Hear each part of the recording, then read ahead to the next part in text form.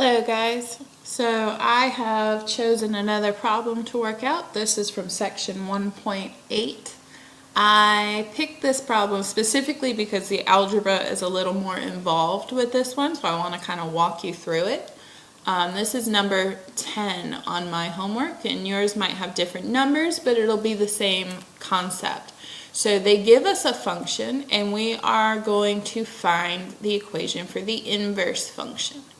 When it tells you that the function is 1-to-1, that just means it passes the horizontal line test and it has a function for an inverse function for us to find. So that's just telling you that it's possible to find the inverse function. So I'm going to start by writing down my function.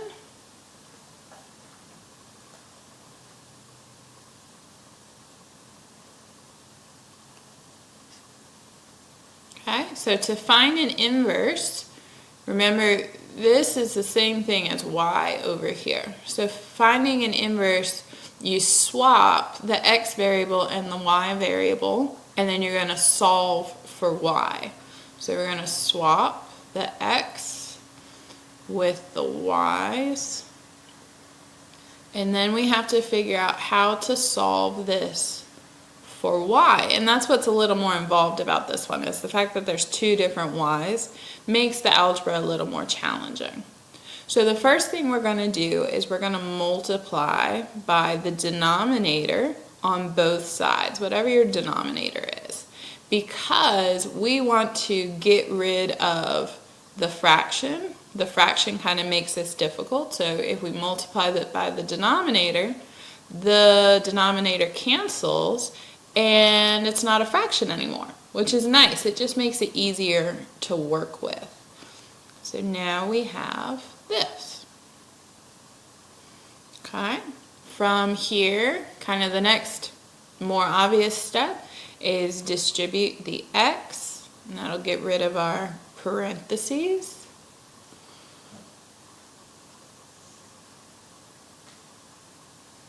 And then this is usually where people get stuck. If they remember to multiply by the denominator, they usually remember to distribute. But then they're like, I have no idea what to do from here. So a strategy you want to use when you're solving for something, like solving for y, is you want to get everything with a y on one side, and everything without a y, go ahead and move out of the way to the other side. So I'm going to subtract 7y from both sides, and I'm going to add 2x to both sides. So what that's going to leave me is xy minus 7y on this side, and 2x plus 3 on this side. Now you might write that in a different order. You might write 3 plus 2x. It's all the same thing. So we still have these two y's. And what in the world, how are we going to take care of the fact that there's two y's? We can't solve for y if there's two of them. Well, one thing that you have to remember kind of from old maths before this class is something called the greatest common factor. Again, this is a prerequisite to this class. This isn't in this class. This is from previous classes. And what the greatest common factor is that y, since it's in both terms here, can be pulled out to the front like you're undistributing. Okay, so if you think about how this x is out front, right, and when we multiplied it in, it was in both terms. The y is already in both terms, so it's kind of like we're going backwards. We're pulling it out to the front. Oops, I didn't mean to draw a line. Okay, sorry. So what that lets us do is now we only have one y, and we can get y by itself by dividing by x minus 7 on both sides. If it's y times x minus 7, then we will divide by x minus 7. So y equals 2x plus 3 over x minus 7. And that is the inverse. Once you get y by itself, that is the inverse.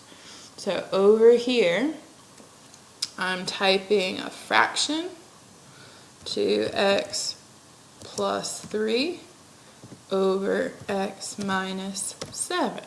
Now, one thing I want to point out up here at this step, I decided to move my y's to the left side. If you had decided to move x, y to the right side, you would have gotten a similar answer, but all of your signs would have been the opposite. You would have ended up with this. This is still the same thing. These are equivalent.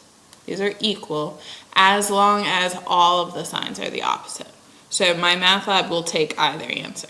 It just is at this step, it depends on if you decide to move the y's to the left or move the y's to the right, which one you'll end up with.